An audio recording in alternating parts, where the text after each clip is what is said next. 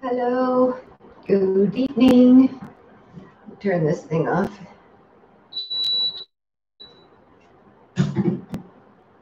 Oh, good.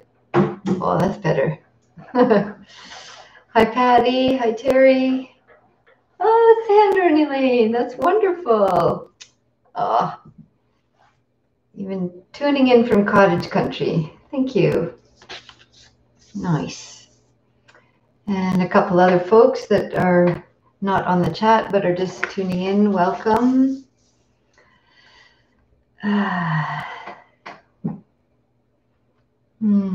So welcome. If you haven't tuned into these before, hi Supriya.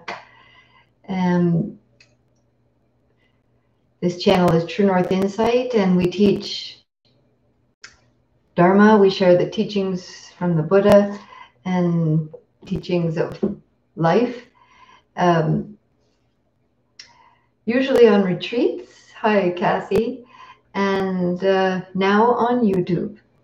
So thanks for being here. I really appreciate it. My name is Jill, and I'm one of the Dharma teachers with True North Insight. And yeah, I'm not sure if Angie is one of the numbers of people that's not on the chat that's tuning in. I hope so, because this talk is inspired by something that she shared this week via an email. And I responded, sounds like a Dharma talk in there, and it turned out to be one. I hope. We'll see what it turns out to be. Time will tell. Well,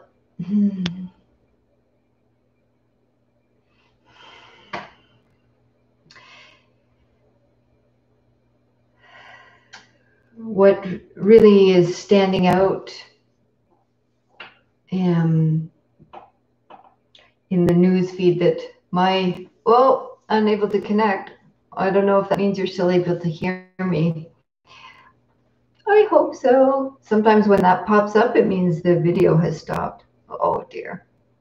So here's hoping we're all still here. What's standing out is anger. There's a lot of anger in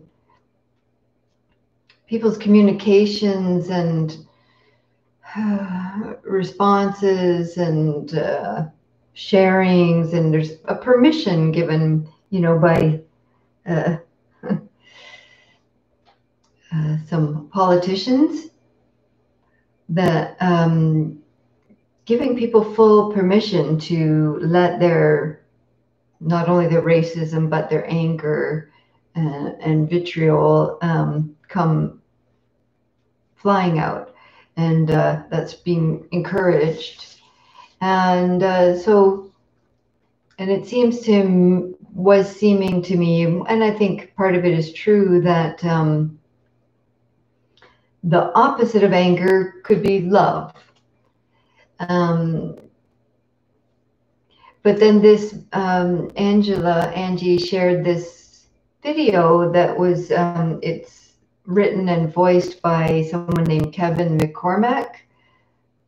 When I Googled Kevin McCormack, it looks like he was or is like the leader of Riverdance, Riverdance. There's my feet going. So that was kind of surprising, but he has these lovely videos with beautiful images and a beautiful spoken word piece. And in this video, it's called, you can look it up. It's called, I should have linked it below. It's called "If This Time Has Taught Me Anything." If this time has taught me anything. And there it is.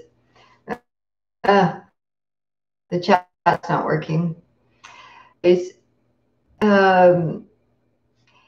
In this video, there was one line in particular that really stood out to me, and I was like, oh, wow, that's so true. It just really rang true. And that's what this talk has come from. And so this line in this video that's called "If This Time Has Taught Me Anything" It's not letting me share the link, sorry. It says, if this time has taught me anything, it is that the opposite of love is not hate, but fear. That just really jumped out at me because, it seems like the opposite of love is hate. But it really seems to make sense to me that below hate, anger is fear, deeper fuel that's fueling this. He goes on in this video to say, and our greatest fear is losing that to which we have become attached. And this is that totally makes sense to me of the power that white identified folks have in our culture, and the power that the fear is really fueling a lot of this anger that particularly we see in American media, but I surely hope you know that Canada is not any different than that. We are different in some ways, but there's a lot of, all of this is bubbling up here very much. So I wanted to talk about fear and our relationship. So fear, as you can pretty much, I think, see and connect with, is future oriented. It's the fear of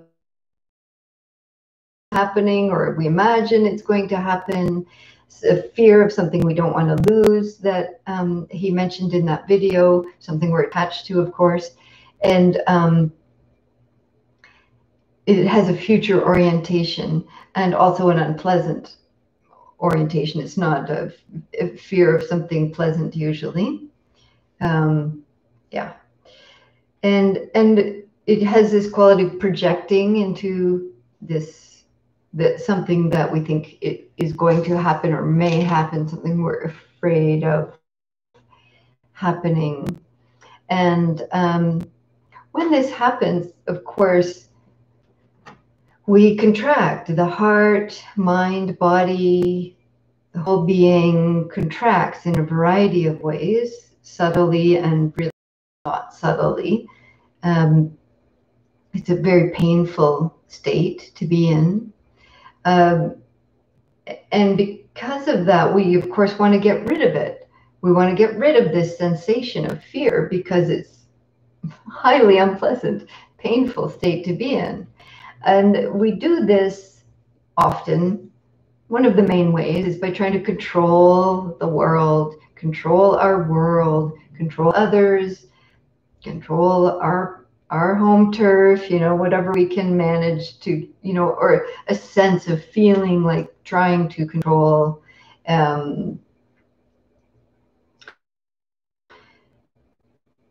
our health, or, as if we can control aging and death, which we can't.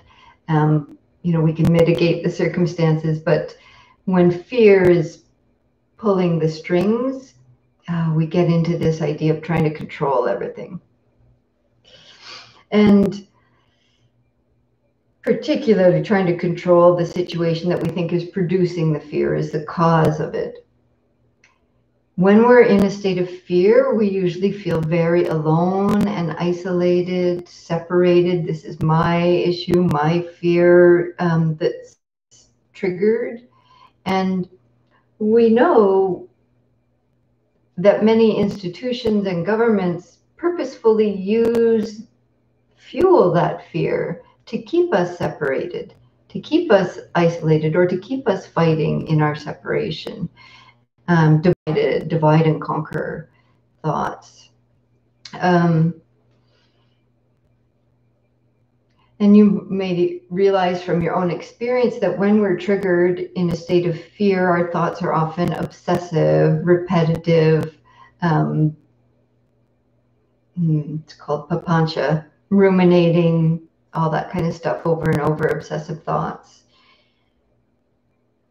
And our sensations, as I already mentioned, are usually very contracted, tension and locking down in the belly or the heart, the jaw, the hands, the forehead, whatever. Fear contractions. And the fear is stoked even more, like it causes separation, like this is my fear, and it's fueled by separation. So they kind of fuel each other, and the whole thing keeps escalating. Our sense of separation. So just want to be really clear with this, that fear is not a bad thing. It's very unpleasant, and it can lead to a lot of unskillfulness when it's not known, but it's not bad. Fear isn't something to be thought of as a bad emotional state or mental, physical state.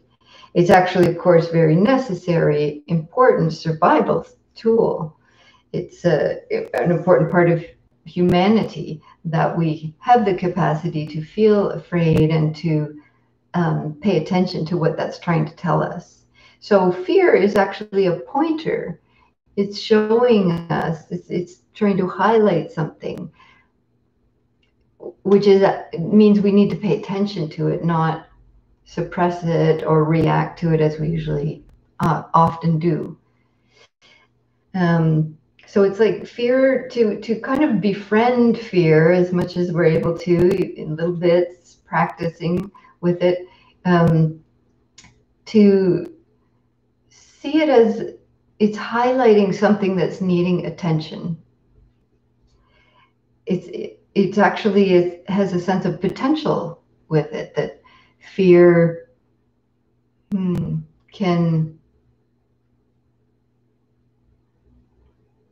show us what's asking for attention. And if there's a potential there, that if we are skillful with that, it can lead us into some different way of being with that in a skillful way. So even though fear is a positive, necessary part of our human experience for all of us, as you probably are aware, unrecognized, that our culture, I'd say most people, if not almost all people, just because of all the everything, all the conditions, we're in a state of overdrive, hyper vigilant, hyper alert, unconscious overdrive, with fear underlying it. And unrecognized fear, without acknowledging this is fear, it just produces more fear. And I won't go into the physiology of that, but you know about fight, flight, freeze response that happens in the body when we're afraid. And these are, again, just part of our biology, and these are helpful survival tools. But when it's in a chronic state, as our world is, the effect on our bodies, hearts, and minds is extremely detrimental. Elevated blood pressure, elevated heart rate, the digestive and reproductive systems slow down, shut down sometimes. We literally get tunnel vision. All the physiology, butterflies in the stomach. If this is a chronic thing, it can be like a severe digestive problem. Dizziness, trembling, butterflies in the stomach, a whole bunch of stuff. And emotionally, when this is left unattended, we can become pessimistic or hopeless, overwhelmed, shutting down. It can go that direction, or it can go the other direction of reactivity and a lot of anger, a lot of aggressiveness, and acting out based on this underlying fear that's not being addressed. And so, as the title of this talk, Fear and the Fearless Heart, what does this mean to have a fearless heart? It doesn't mean necessarily that we somehow don't experience fear anymore, because this is a human system that has these innate biological responses. And the fearless heart is actually the heart that can open to fear, that can know fear, turn towards fear, include fear.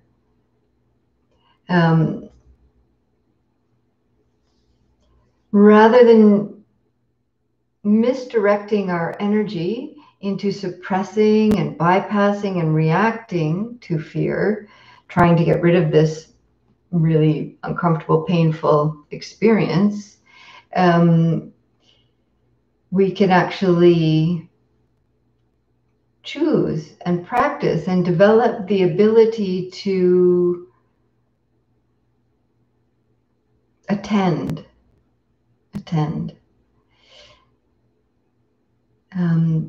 There's another talk here in the YouTube channel for True North Insight called Taking the One Seat. And so this is staying in our present, embodied, aware place and just seeing what guests arrive without giving up our seat. And so when fear arises, the practice is to know, to name, to identify, to even welcome. And that may feel like a big stretch, but it is so liberating to, when it's known, oh, this is fear, the relationship with it is immediately different. Just very recently, I had an experience that was triggering a hurt experience. And so my habit of body and mind is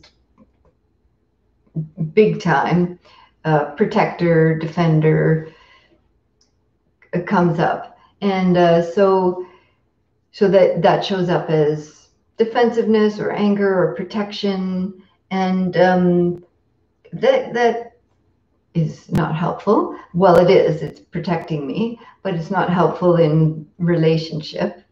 And so I didn't at the time have the wherewithal to stop and look more deeply. But in hindsight, seeing that underneath that was fear. There was a fear of being not good enough, of being unwanted, of being, all the things, all the,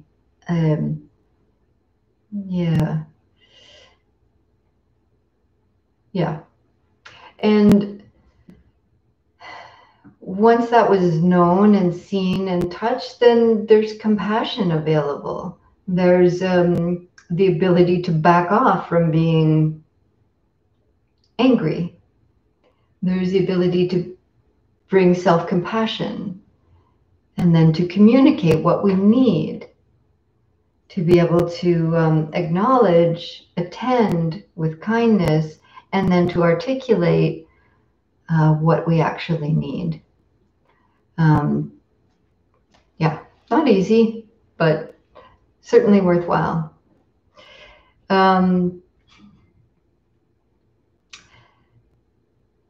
So when we develop this ability to attend with kindness, self-compassion, then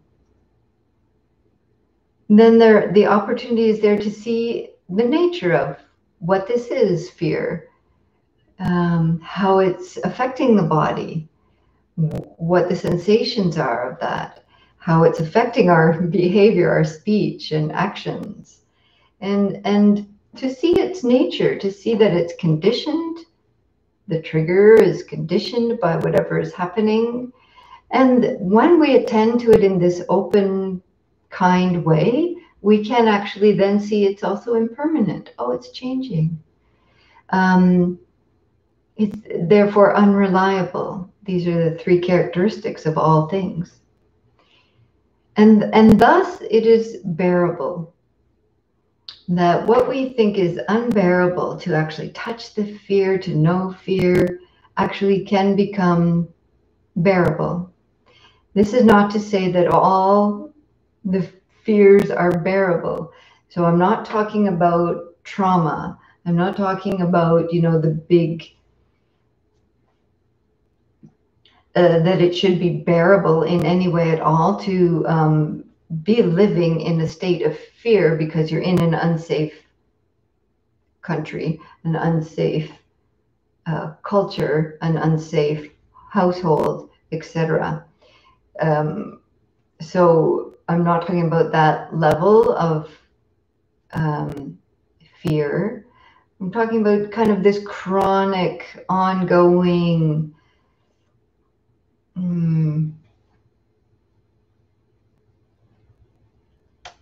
state of fear. So I really love, Tara Brach has this practice question that she uses that I find very helpful. And she says that she often asks herself, and in her practice, she was describing sitting outside and practicing by a river, I think is where she often practices. And she'll often just sit down, settle down, and then just ask, what am I unwilling to feel right now? What am I unwilling to fear right now? Wow, that's a great question. It's so kind and so open. I mean, it's because of her many years of practice that she's able to go near that and to trust that that's going to be okay. And if it's overwhelming, we have these ways of taking care of ourselves and attending to something else. And so when we do this practice, it's to really discern carefully that not to practice with the biggest fear, because of course then the heart cannot attend with a fearless heart if we're in a really triggered state. So be careful with how you practice with this when we practice tonight.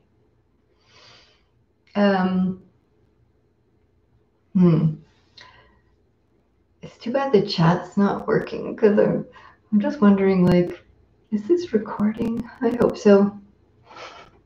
I know you can't tell me because it's not working. So if it isn't, I'll do it again on Saturday. How about that?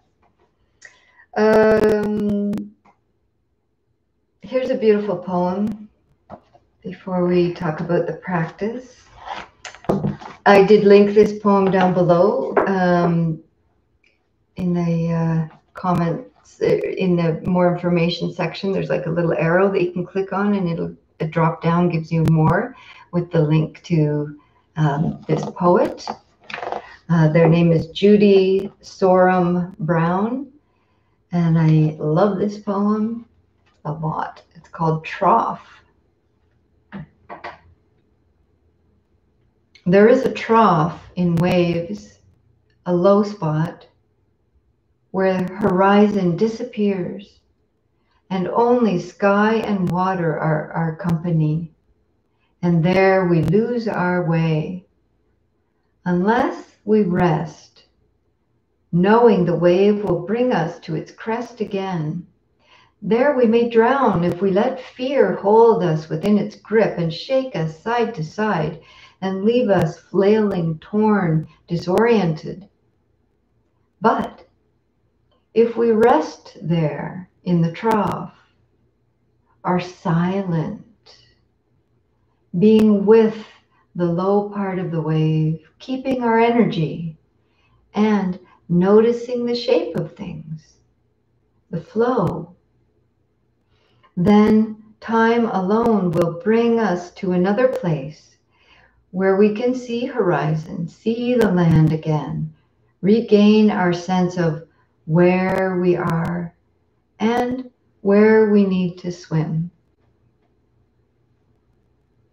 So good.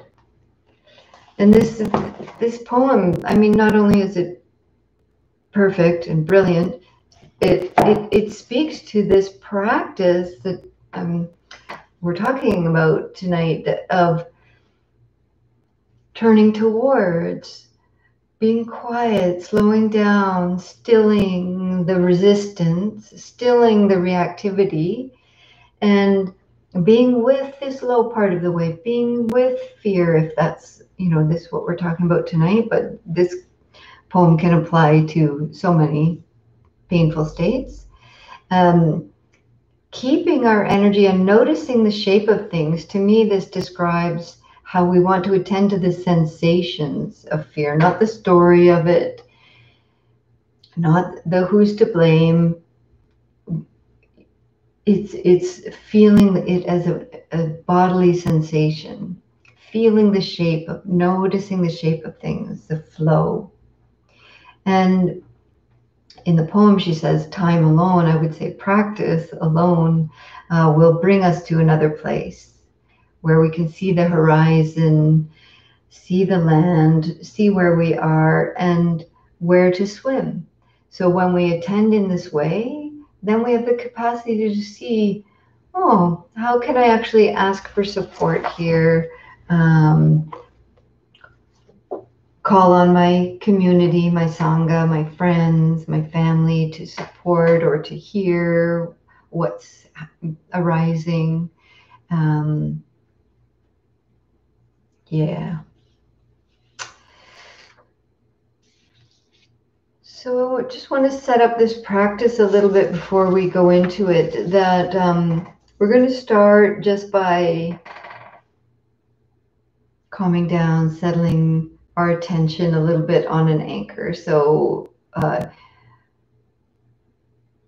you can either attend to the breath as your anchor, just feeling your breath sensation when the mind moves into other storylines, and we notice that some noticing happens at some point, gently returning to the breath and beginning again, breath by breath.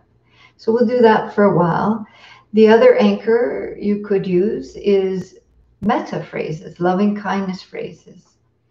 So if even just this talk about fear or whatever is happening in your day and your life is feeling really activated right now, you might need to just begin your practice with anchoring with phrases of kindness and compassion. May I be safe. May I be peaceful. May I be well. Whatever resonates for you like that.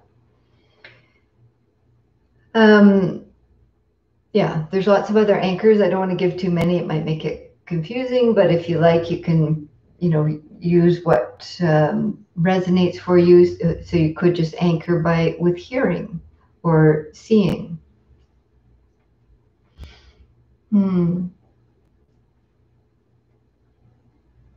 then after a few minutes of this, then I'll start to guide us a little bit more towards this fearless heart practice, where we turn towards fear and really exploring how it is, noticing the sensations, asking the question, is there anything I'm unwilling to feel right now, as Tara practices?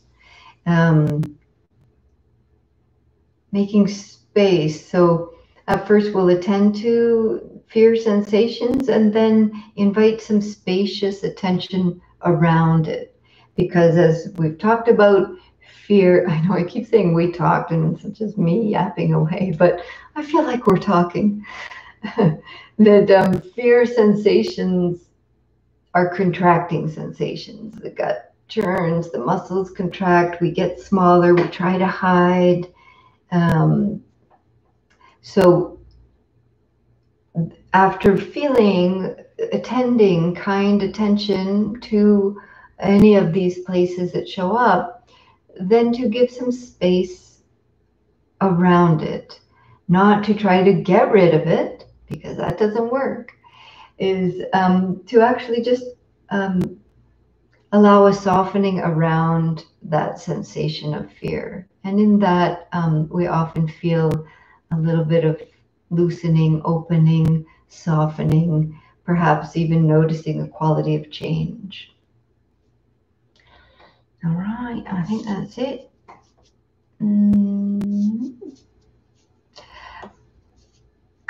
Yeah, okay. Pardon me, one sec. Okay. So,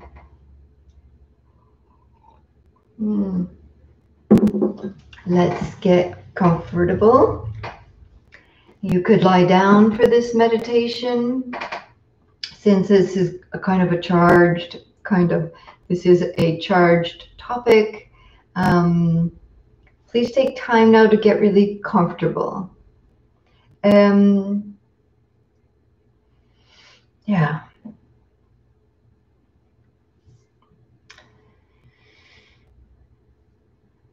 So you could practice standing, sitting, reclining, even walking mindfully back and forth, settling your anchor on the sensations of the feet. And any of these 4 postures are part of the practice.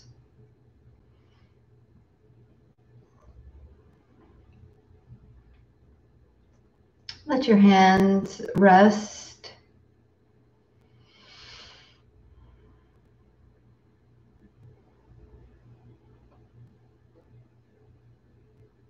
And as the hands come to rest, invite a resting through the face, the eyes.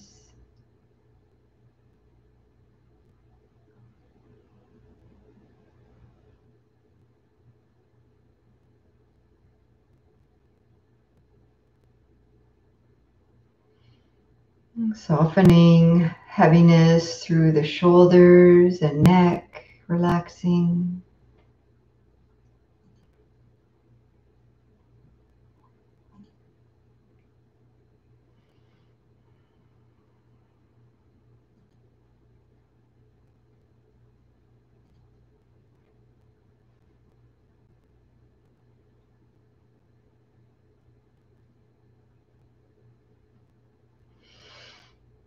And then take a few minutes here to guide yourself into feeling sensations of the ground.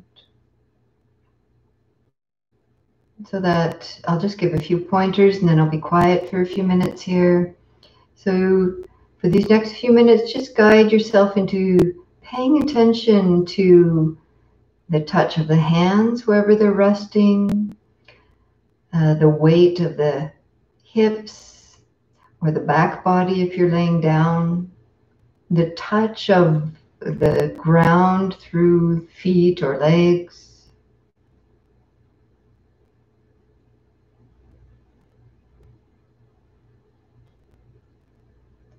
Heavy, relaxed, grounded.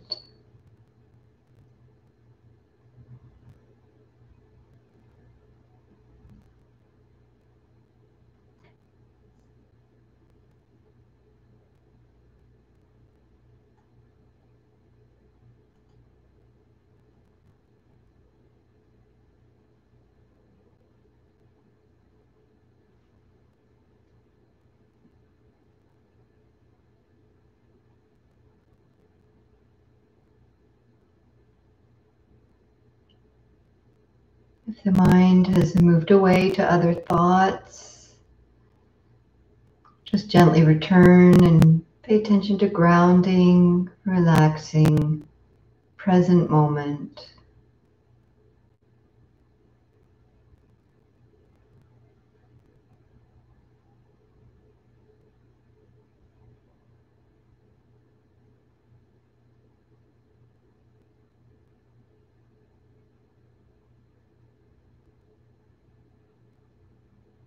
And then when you feel ready, you could just stay with this first anchor of ground, or you can turn to one of the other anchors I mentioned, perhaps feeling the breath,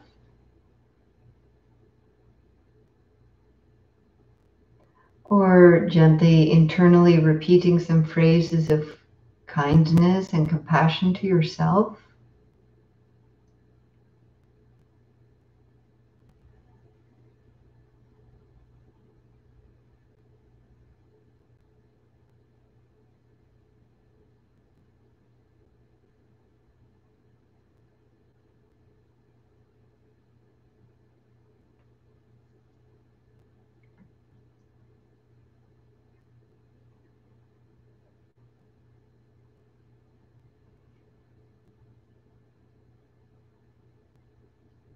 And the purpose with the anchor is not to try and stay at the anchor, it's to return to the anchor. That when awareness has moved away and that is noticed, you know where you're coming back to, just beginning again, really gently.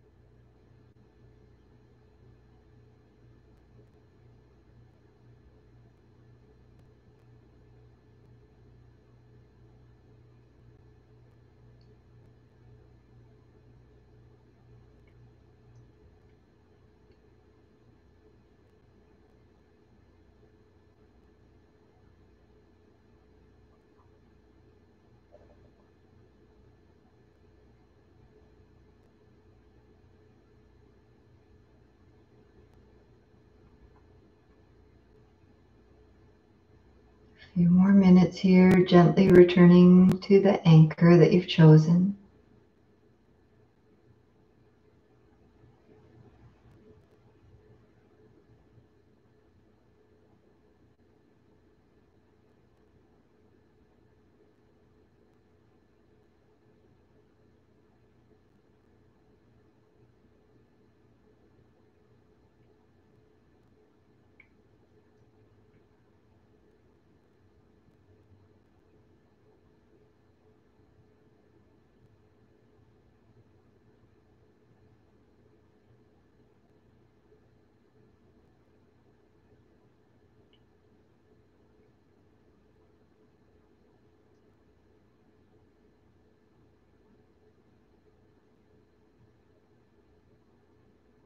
It's all right that the attention moves away. When it's noticed, without adding harshness and judgment, just gently return again to your anchor.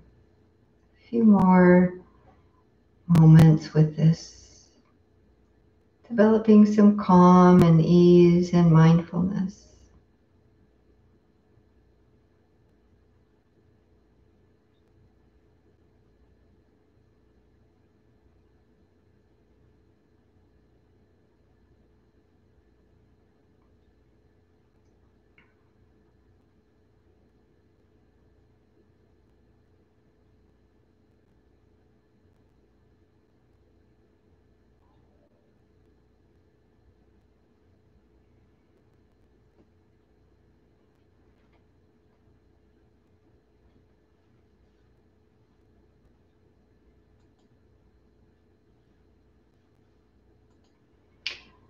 And now, if you choose to do this Next part of the meditation, remember, we're not going with the big fear.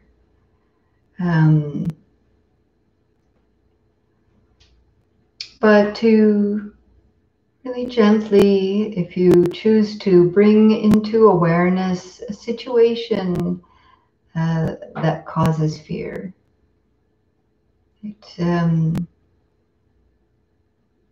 Yeah.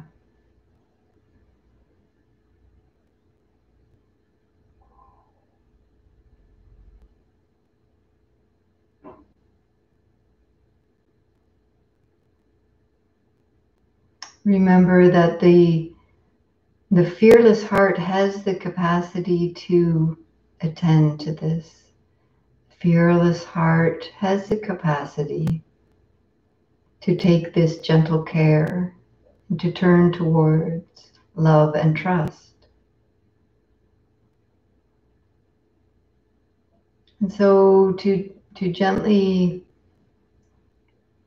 bring awareness to this fear, the situation that's causing fear,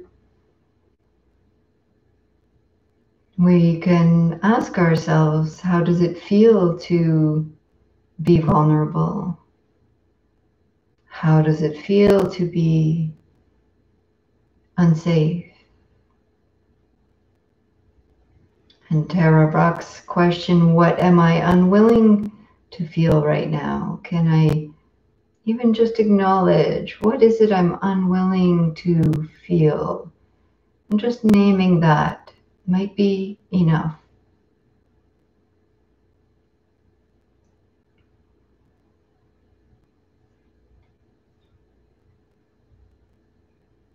So as this becomes a little bit activated within us, we turn towards the sensations of this. Not the storyline, not fanning the flames, but to feel where there's contraction.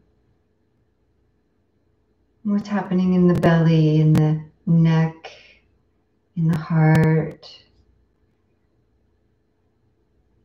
in the face.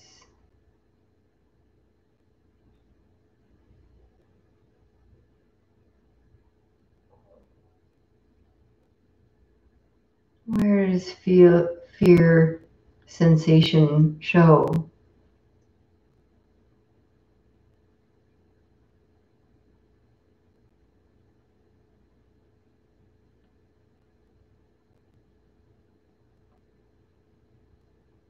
And like that practice of taking the one seat, we can actually practice saying hello, welcome. Oh, I see you. Fear is here. It's already here.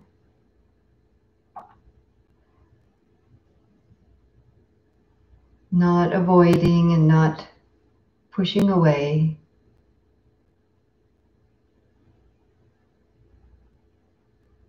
Hello, welcome.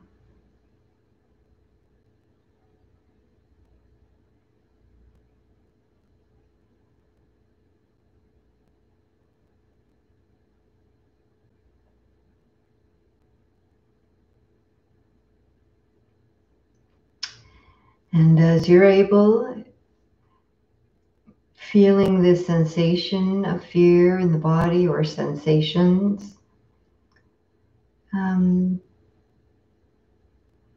bringing some kind curiosity to that.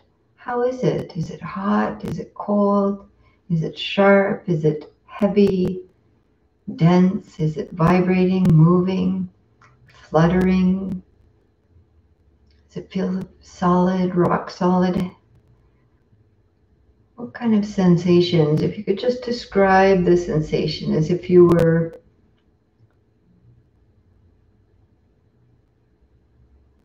from another planet and hadn't felt these bodily sensations before, what would they actually feel like? Describe.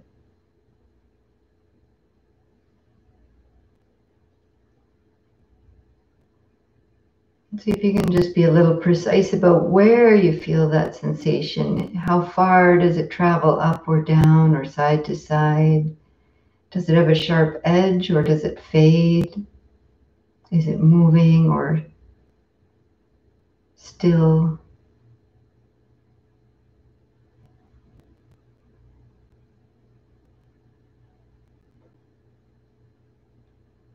Okay, and now we're going to just start bringing some space in around that fear sensation. So not try to get in there and get rid of it. There's the sensation. I can feel that sensation of fear. And then see if you can just soften around that. Soften the muscles around that area.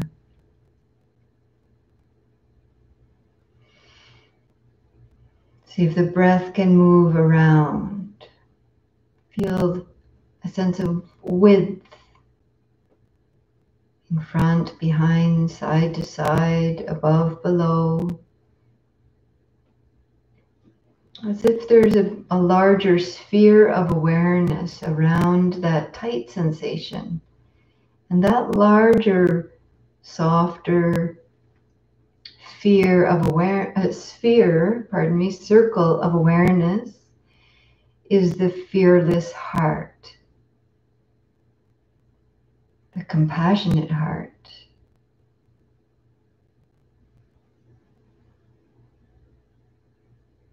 It has the capacity. Let it be wide and soft, kind, spacious attention. Ah, fear is here.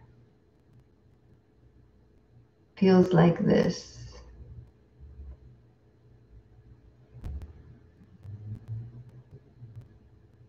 And in some moments, for some, there may be a noticing of a change in the sensation.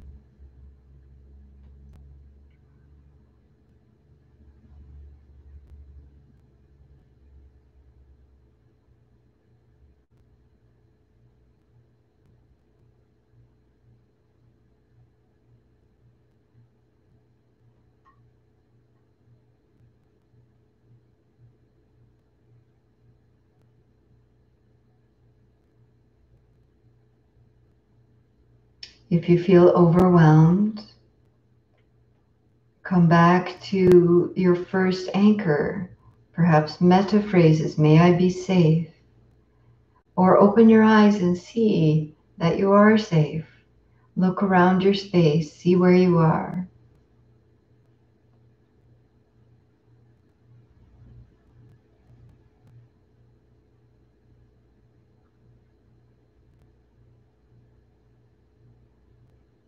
We're practicing the capacity to attend in a kind of controlled way that we can step out of whenever we need to.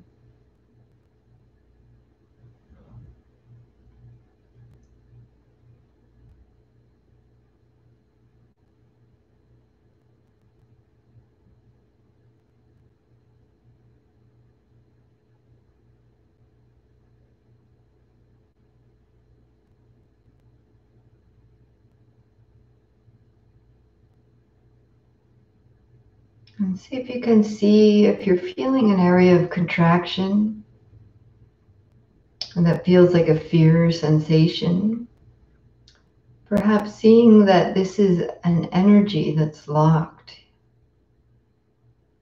There's mental, physical, emotional, heart, mind energy that is contracted and stagnant, frozen, locked.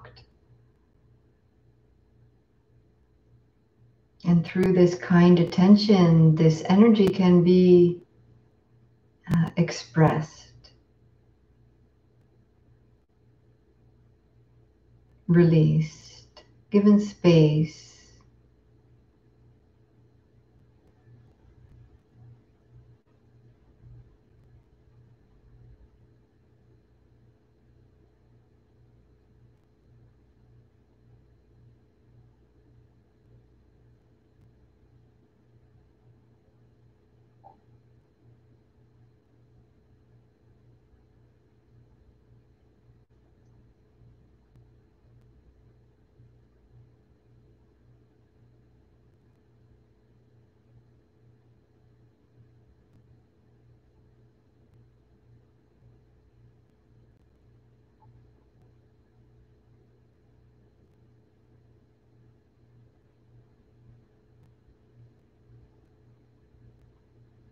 And for these last few minutes of the practice, we'll let this fearless heart awareness get even wider.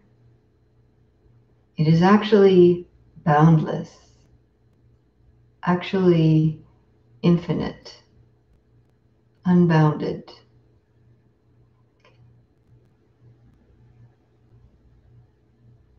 So you could feel into, what does that feel like to let my awareness, let the awareness get even wider. So you could feel the space of the room that you're in. Even without needing to look around and see it, just let your attention be wide. You can feel a sense of where walls and doors and windows and furniture are, and all the space, so that the kind, fearless heart attention could fill this whole space.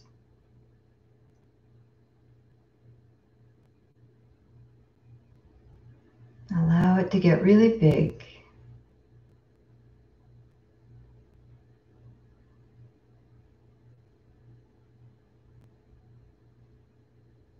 And then allow yourself to feel into, imagine, think about the space outside of this room you're in.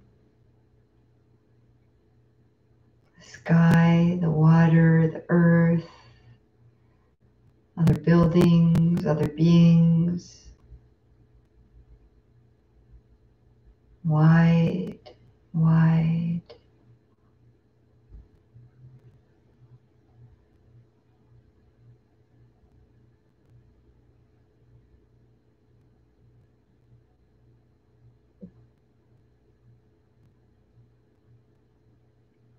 Wide sense of space, fearless heart, compassionate space above and below you, in front and behind, side to side, all around. Compassionate, kind awareness.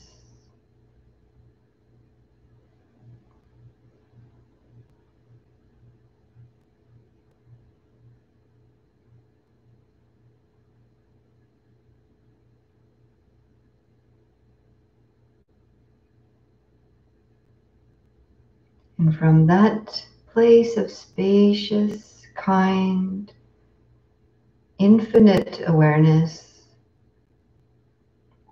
just touching that little seed of fear again. And see its relative size.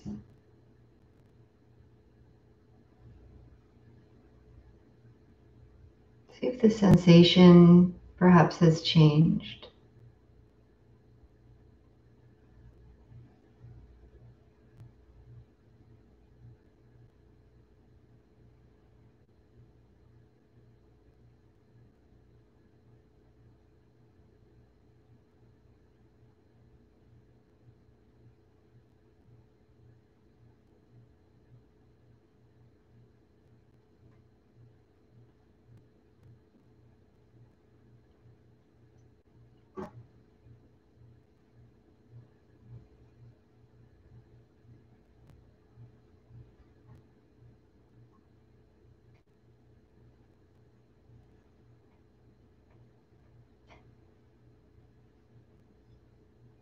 When our emotions are truly attended to, then they can be endured and transformed, liberated.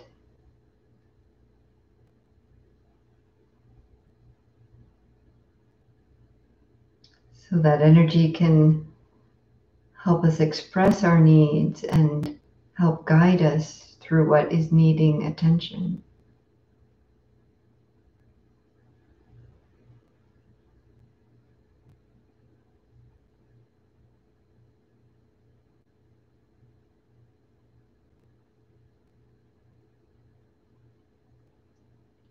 And please stay resting in this spacious attention as you hear these three sounds, allowing the vibration, the resonance of the sound to help you touch into that sense of infinite, compassionate awareness, just resting through these sounds.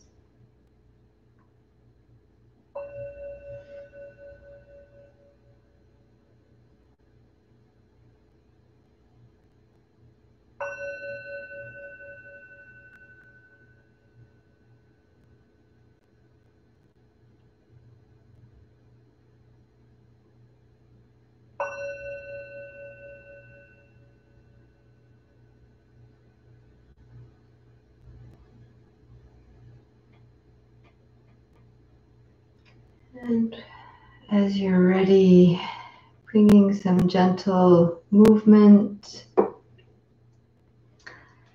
If you need a compassionate touch to your heart or belly or to the ground, looking around your space can be helpful, and just really landing back into where you are in present moment.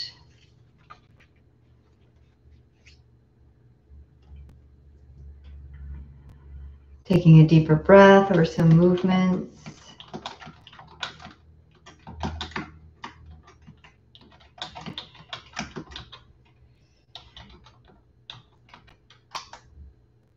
No, chat still isn't working. I was trying to type in that name again of that little video, if this time has taught me anything, but it's still not working. So I'm very, very unfortunate that the chat isn't working with when we're talking about something as charged as fear.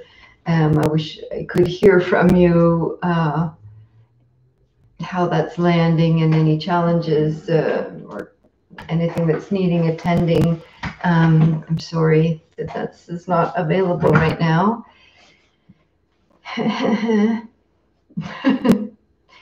Technology. So,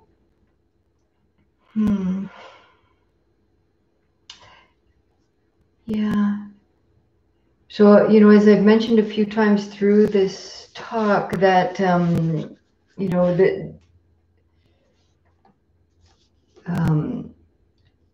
if you're needing to work with deeper fears of trauma, to definitely do that with the support of a counselor, a therapist, someone that is skilled in guiding through those deeper experiences. This is not the intention of this practice. And there's links down below to that poem, the amazing poem, Trough, and also a link to support True North Insight as you're able, and also a link to support myself if you're able. So this is my work now, offering these talks as well as supporting people privately with their practice. And there's also there's a chair yoga class being offered on Zoom. So you can message me about those if you want more information. Also down below, there's a link for a retreat coming up at the end of this month, the end of July. We're in July now. That I'm teaching with True North Insight. It'll be on Zoom. And so it's Saturday and Sunday, July 25th, 26th, I think. The link is down below, and there's a sliding scale for the registration to pay what you can. And the schedule, like, it looks like it's kind of 10 to 5:30, but the schedule is like there's a morning practice together, and then you do your own practice, mindful eating, walking, whatever you need to do. There's a midday practice, a guided meditation, and then an evening Dharma talk and short practice. So you don't have to be like on Zoom all day, thank heavens, Definitely don't want to do that. So please check out that retreat. It's a great way to come together and be in community. So we'll be able to see each other if you choose to have your video on. You don't have to, but it's a really nice time to feel a sense of community and practice together. All right. Thank you for being here. Again, sorry we can't chat. Not sure what's happened with that. And yeah, continue practicing with turning towards what we're unwilling to feel. All right, dears, stay cool.